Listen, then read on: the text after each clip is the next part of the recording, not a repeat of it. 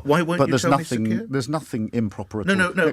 But just unsure why you won't tell me when you first made contact with her. I'm not going to go through lock, stock, and barrel, but there's nothing You improper. just can't answer the question. Just answer the question. If you've got nothing to hide, then answer the question at the end of the day.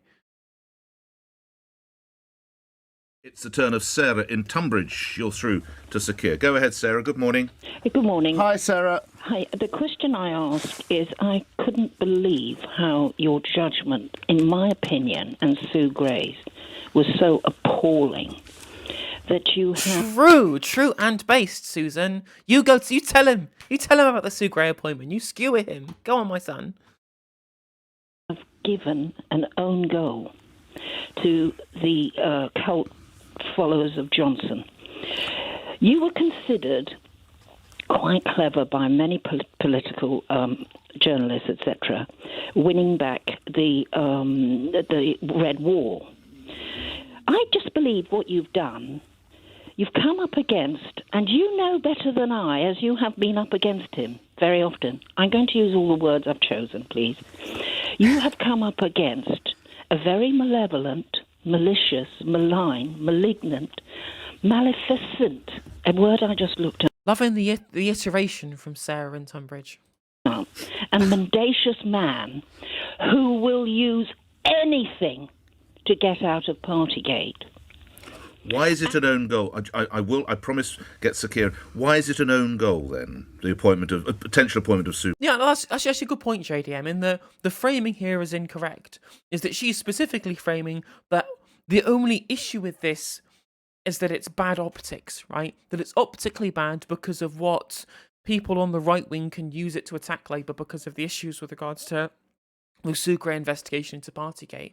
When really, even if that wasn't the case, even if that wasn't the case, the fact that he is poaching people from the civil service for politically partisan reasons, especially those who've literally been fucking spooks in the Republic of Ireland during the Troubles, that is, as you say, a black mark against the impartiality of the civil service, and a explicit own goal as far as wanting to be able to portray the Labour Party as the party of clean politics. I mean, obviously, we on the left, we know that they're not. We are completely, we're under no illusions as to how dirty the political games of the Labour right are. But you'd think that someone, as Sarah points out here, who's supposed to be this kind of politically astute person, would just kind of miss how much shit this puts the entire political system into when we have people who are losing faith in the sanctity of the political system. Obviously, a political system which there was no sanctity in to begin with. It's a miracle that people's belief in in the efficacy of party politics has continued up until this point. But when we all know, right? All of us politicos, we all know that people's trust in politicians is being eroded day by day by day and is at record lows. To do this and then to call into question the impartiality of the civil service and the sincerity of political campaigning it's the worst possible thing that you could do, both morally and optically as well. I don't know. It's unfathomable to me why they've done this. Sue Gray. Because, as I've just said, the Red Wall, who loved Johnson anyway, Right. You have given them even more ammunition. And Okay. when the Daily Mail is saying things like, "Oh, Partygate was a Labour plot," as it happens, I think Sue Gray was unbelievable. Do you think that again, this person who clearly sounds very southern seems to be of the opinion that literally everybody in the Red Wall is some kind of Daily Mail reading simpleton, rather than them being, a whole different, heterogeneous group of people with different political beliefs, different reasons for voting the way that they do, and with different, ideological underpinnings. It just shows, again, it's just showing the north-south divide all over again, when this woman clearly in her head has some kind of weird stereotype of the Lee Anderson-style northerner. Not that he's a northerner, he's from the fucking Midlands anyway, but even so, it's not. This shouldn't be a discussion about what's happening with Partygate. It should be a discussion around as JDM quite rightly points out in chat, the impartiality of the civil service. especially when like there's always this kind of this undercurrent that the civil service are better, more happy with the Labour government than they are with the Conservative government already. That's always a thing that people tend to believe, mostly because it's kind of true. Because as Bilderberg points out in chat, Tories just bully the civil service, which Labour don't do. It's always going to be more partial towards a Labour government regardless. But throwing that new with no kind of cover over it, in the way that they have done by being so open about and pointing somebody from a high-profile person from the civil service, who amusingly is known for the fact that she's really good at deleting sensitive information in the wake of the Matt Hancock WhatsApps, and also someone who was mentioned in chat was a spook in in the Republic of Ireland during the Troubles. It is rotten. It is so obviously part of our rotten politics. What do you think the turnout would be if there was an election soon? I think it would be quite low. I think under 60%. I think JDM is right, would be under 60%. And we'll have even lower turnout in the local elections because not only are people disenfranchised with politics, there's fucking voter ID. Like, the amount of distrust in politics, the amount of disengagement with politics, the little to which people have any incentive to vote because no one's giving them any positive visions for the future, coupled with the fact that people are going to be turned away from the polls due to voter ID, is going to leave us with basically nobody actually engaging in the political process. Completely disenfranchised, yeah.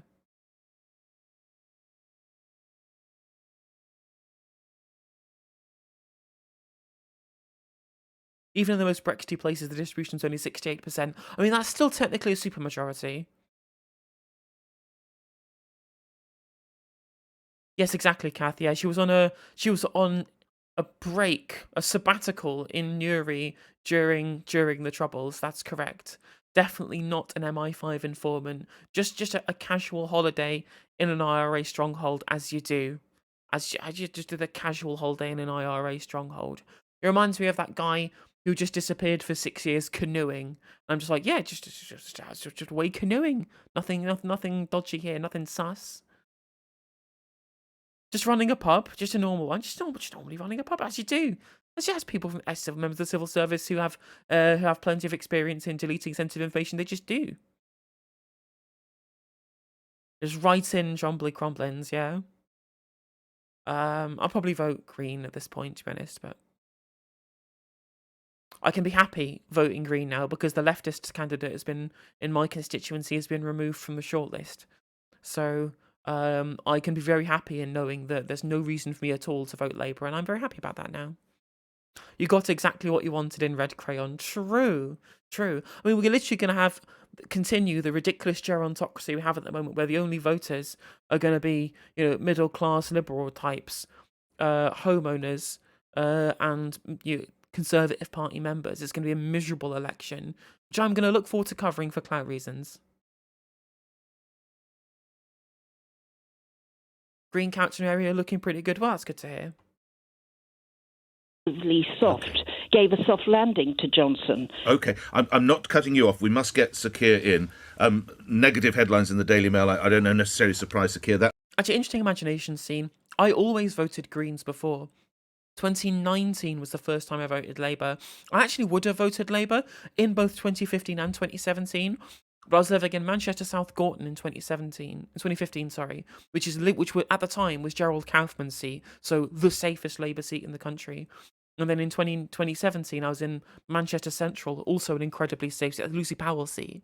So there was no point in me voting Labour, so I voted Greens to bump up their numbers. But now, I genuinely want to not vote for the Labour Party because I refuse to vote for Keir Starmer. I was just happy voting for Ed Miliband and obviously was, very, very happy to vote for Jeremy Corbyn. Tory councillors trying to obstruct a phone mast because of what about the 5G? You'd think for once, right, they'd be happy to do so, given how many Red Wall MPs were paid loads of money by IX Wireless to support their 5G network. The fact that there are some councillors out here who are doing the complete opposite, clearly they've not had enough brown envelopes stuffed into their drawers.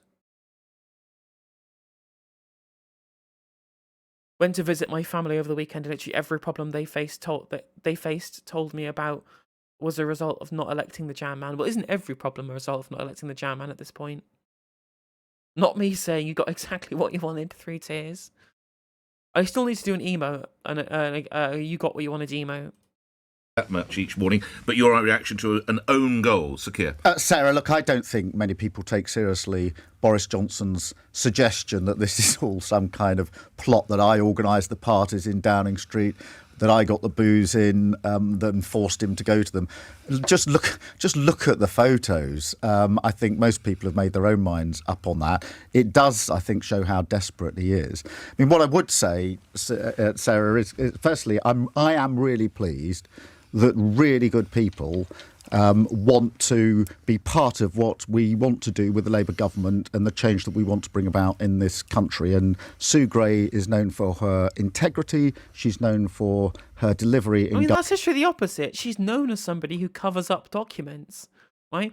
She's known as somebody who is making sure people's paper trails get incinerated, given the fact that, lots of these things can be accessed through Freedom of Information Act. And so she's trying to circumvent the ability for the public to be able to get that information. I mean, sure, she did a reasonable job with the Partygate inquiry, but that's not the only thing that she's known for, right? She has done other things.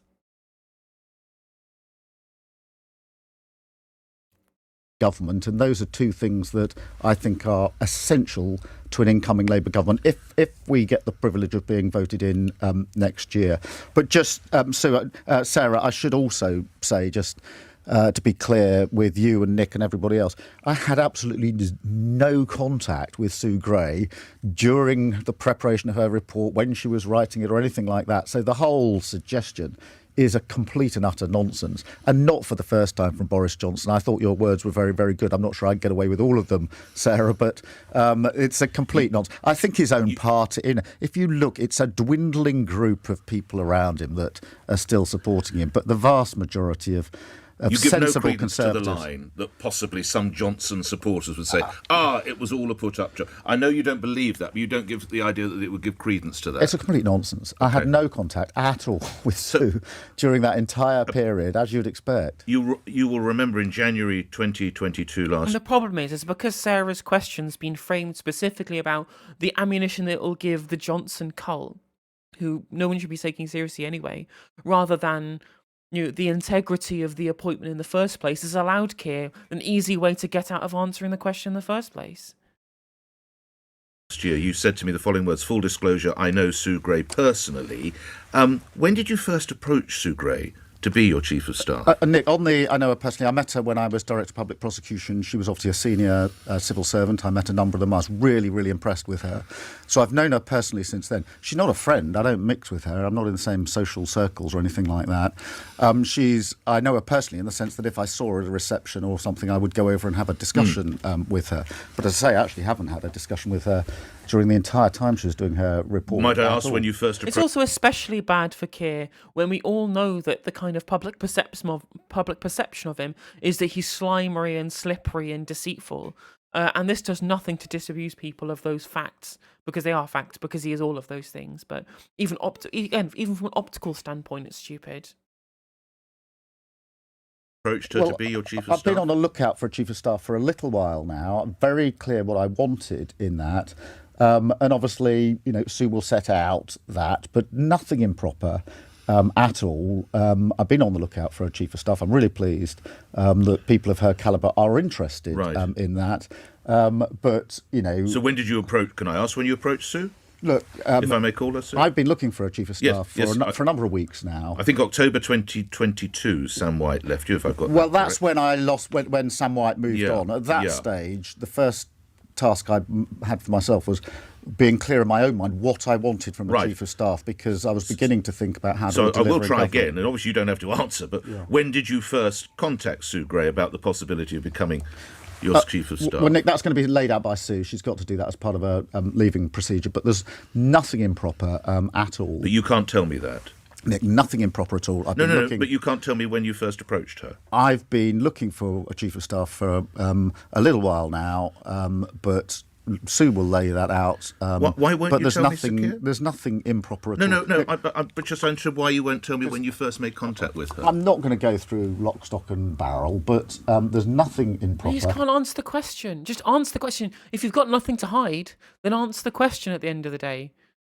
It's just this line of questioning is entirely reasonable. People have a right to know, or they don't have a right to know, but if you want to be able to ensure that all of this goes away, you'll tell people. When, if that's the case, that you won't tell people, surely that shows us all that the actual answer to this question is that there is something improper and untoward here in the timescale of the appointment that was made.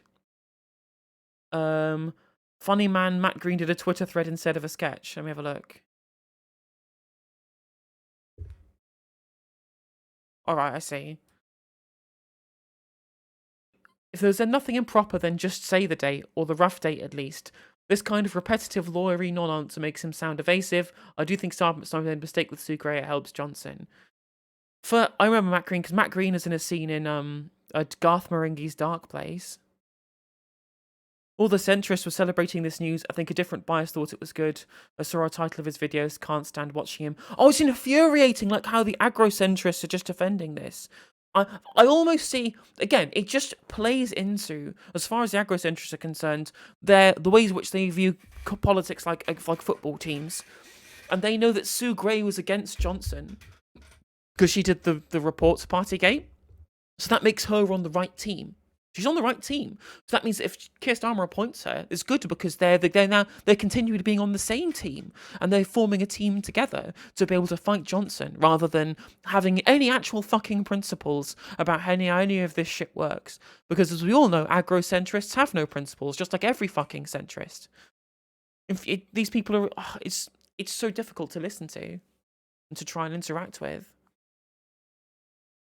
JDM, what do you mean you don't have to answer, Nick? What are you talking about? You should answer. And Nick should specifically point this out. So a good interviewer would say, now, if it's saying, obviously, you may or may not answer that question, but just think about how it's going to look if you're going to continue to be evasive to the people you should be trying to convince about how convinced that this appointment was above board. A different bias lost about 5k subscribers after he put out a vitriolic video about JC being booted from Labour. Of course he did. Again, and this is somebody, right? A different bias. Phil, from a different bias, he calls himself a socialist on his Twitter account. He must mean social. He literally probably has the same opinion on socialism as a bunch of people who who essentially ironically call themselves socialists, and that their understanding of socialism is just the government doing stuff. Or when you ask somebody who thinks that socialism, that they call themselves socialists, and they'll just say, well, I just believe that socialism means that we do things that's best for people. And what that actually means is they're just a fucking neoliberal who likes Tony Blair. And I'm just like, Tony Blair wasn't even a social democrat. What the fuck are you talking about? I was actually reading through an old article where Mariana Mazzucato and this other economist were studying the 2019 Labour manifesto, and this other ecologist in The Guardian was just saying, yeah, social democracy is dead under the 2019 Labour manifesto. And I'm like, the whole manifesto is just social democracy. Who's seizing the means of production here? None of that's happening, right? This is just old school like 2019's old school like SDP stuff. Do you know, the German Social Democratic Party only gave up their commitment to Marxism in like the fucking 60s, having been around for like half a century beforehand. That's the traditional roots of social democracy. The fact that social democracy as an ideology has to get watered down so far that it essentially just becomes third-way neoliberalism is infuriating to me. Margaret Thatcher's laughing at us all from hell. We are 100%. It's not unusual. But if it's not improper, I'm sorry to... If it's not improper, why won't you say, it was a month ago, Nick, or it was 6 weeks ago, Nick, or it was on New Year's Day? It was. I've been looking for some time, and there's nothing improper in the slightest. Okay, I'll accept that. Just answer the question. If there's nothing improper, then tell us when, right? It only makes you look guilty, which he probably is, to be fair, knowing him, right? Again, I will repeat it. The main thing that people think about Keir Starmer is that he's slimy and he refuses to be able to commit to a position, and B, will continue to be lying and deceitful, or will bend the truth and be disingenuous. And this is not helping. This is not helping you from an objective campaigning standpoint. If I take off my leftoid hat, where all I want to do is criticise Sir Keith for being an awful piece of shit, if I'm just looking at it as an objective perspective on what would be best for him to get himself elected, this is the literal worst possible way that you could answer this question.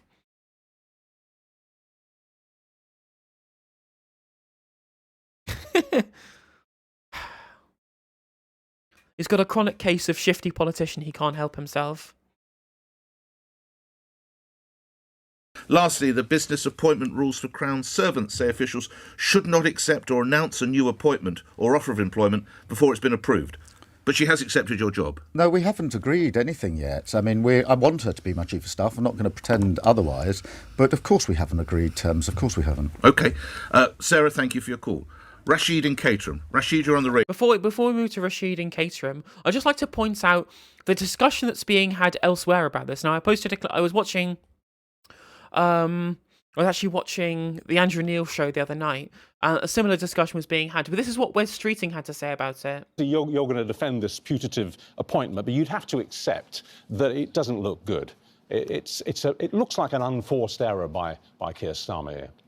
I don't think so. I mean, we want to make sure we've got the best possible team to support Labour should we win the next general election, and part of that is doing the serious work of preparing for government, making sure that the policies that we pledge can be delivered in practice, and we've got a plan to do that. And not for the first time in recent history, the opposition party is looking to people who have experience of government to help navigate that part of the process. And to be honest, I don't think this is any different. You're a politician. You should already know how governing works. You shouldn't need to rely on, appointing civil servants to your own chief of staff or relying on consultancies to know how to govern properly. Than when David Cameron appointed Ed Llewellyn, who was a senior diplomat, became Cameron's chief of staff, and then after David Cameron left office, went on to become Britain's ambassador in Paris. You don't think it undermines her report at all?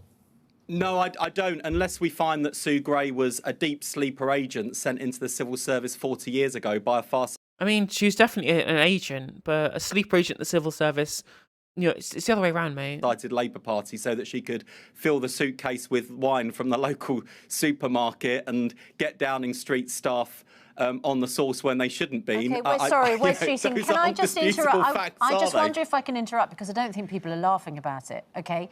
And the reason why is because this was extremely serious. And it's just that the level of flippancy that's engaged in with these Labour right people who just genuinely feel like they are above sincere politics. They're above clean politics. I mean, because obviously in the Labour Party internally, they only ever engage in dirty politics at the expense of the left of the party, who do genuinely try and campaign on some kind of level of respectable, clean politics. And he laughs away any accusations that there's some level of, of impropriety going on here. It's ridiculous. They just don't feel bound by any of the same kind of adherence to a moral code that the rest of the population do. And not only, as I said previously, and not only is this just bad in the face of it, it's also horrendously toxic to our political system, which, as we've stated previously, is continually putting people at a level of disenfranchisement and a level of distrust. Omisu Vansiwiki, Wes Streeting is mathematically the worst. He is absolutely the worst person in the Labour Party, apart from maybe Luke Akehurst. As you know, and somebody extremely serious we thought had been appointed to investigate it. Now that person, who we were all assured was entirely neutral and had enormous integrity, is going to be chief of staff to the leader of the Labour Party. And viewers are well within their rights to ask, was that inquiry politically motivated? I don't see how it could be. And again, they're asking the wrong questions. Like, the Partygate report is pretty unimportant, rather than the connections between senior civil servants who's had multiple different suspect positions within her tenure, then becoming chief of staff of the leader of the opposition.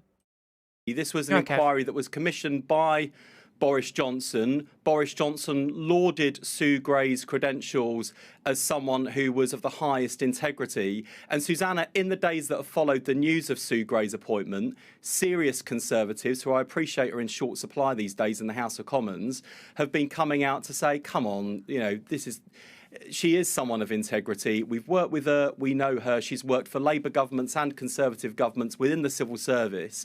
And at no point has she ever... There's a difference between working in the civil service within your own remit as a civil servant, and then also instead working for one of the most powerful politicians, or the most high-profile politicians in the country within his campaigning capacity. Those are two completely separate things, Wes. Ever displayed behaviours or breached confidences that have given any of those people to doubt. I can put that two her of those words integrity. back to you. And then there was another thing I think that he said as well later on when he was talking about George Osborne. A few weeks ago, if it turns out that she's been speaking to Labour for a few weeks about potentially doing this job, you can see why some in Whitehall will find that rather unnerving or maybe even unacceptable, because she's at the same time in a senior position as an independent civil servant. I find that a bit hard to swallow, to be honest. And, you can look at serious Conservative politicians, I realise they're in short supply today, but look at previous serious Conservative politicians. Francis Maude, who led the Cabinet Office, now a Conservative member of the House of Lords, George Osborne, former Chancellor, all saying very much the same thing, that Sue Gray is someone of impeccable integrity. Bear in mind that was what the government... Yes, yeah, literally. As you're right, JDM, serious Conservatives, also known as my mates, the fact that you're bringing up, right, in your defence of the appointment of Sue Gray into this position, your defence is, the ex-Chancellor of the Exchequer, George Osborne, someone who was known for his cronyism, right? It's one of the people who who was followed on and instigated a lot of the reliance on outside consultancies from that Matsukato interview we watched yesterday. To then use that as a defence of this position, which is of questionable cleanliness as a political appointment. George Osborne, the architect of austerity, led to the deaths of up to 300,000 people. The guy who was the person who was essentially solely to blame for the dire economic state of this country outside of the neoliberal reforms of the 80s. The fact that you're using him as a defence for this appointment, that doesn't score you any wins. That's a massive own goal. And second of all, what actually does say, I actually pointed this out on stream yesterday. We were watching the interview between Chris Heaton-Harris on Sophie Ridge's The Take.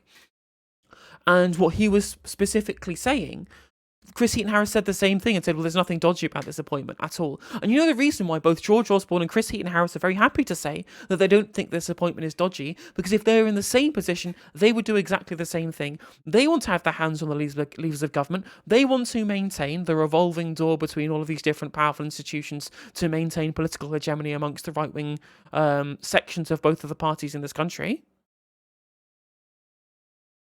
And they care more about their access to cronyism and corruption than they do about the petty political rivalry between the two of them, especially with somebody like Wes Streeting, who is politically and ideologically completely intertwined with everything that basically George Osborne believes in, from a kind of base level, really, right? Even down to as much as privatising the health service.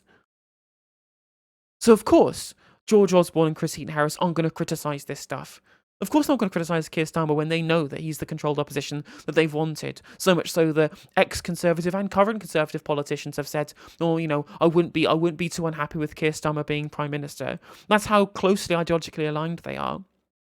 And they don't want to call that into question, and neither do they want to call into question their ability to be able to maintain their influence within the levers of power by being able to make these sweetheart deals with supposedly impartial members of, whether it be members of the civil service or whether it be people in the press, and any compromise to that. The closest analogy that I can come to is, remember during the expenses scandal, when Jackie Smith was being pulled up over the expensive scandal, in the parliamentary select committees, no one from the Conservative Party or the Liberal Democrats bothered questioning Jackie Smith over her expenses, because they knew they were fucking guilty. They knew that their future income and their future ability to be able to do their job in the lucrative way that they wanted it to be was entirely dependent on maintaining that current paradigm around expenses. So they couldn't ever complain about Jackie Smith, because they were also doing it too. They were happy to defend the corruption that was going on, because it was an unwritten. It was like firing first in a duel. They can't call out that stuff. And now, because there's, the Labour right have achieved their goal of purging the left from political discourse, the only people who are actually calling out this cronyism are the populist right in the Conservative Party, who aren't even doing it with regards to whether or not it's cronyism or corruption, but are entirely doing it around the realm of, oh, well, this means Partygate is a wash. It means Partygate was some kind of plot, which is obviously a nonsensical, idiotic thing for them to say. And it completely clouds, as I said, the real issue about the links between people who have access to the levers of power in this country.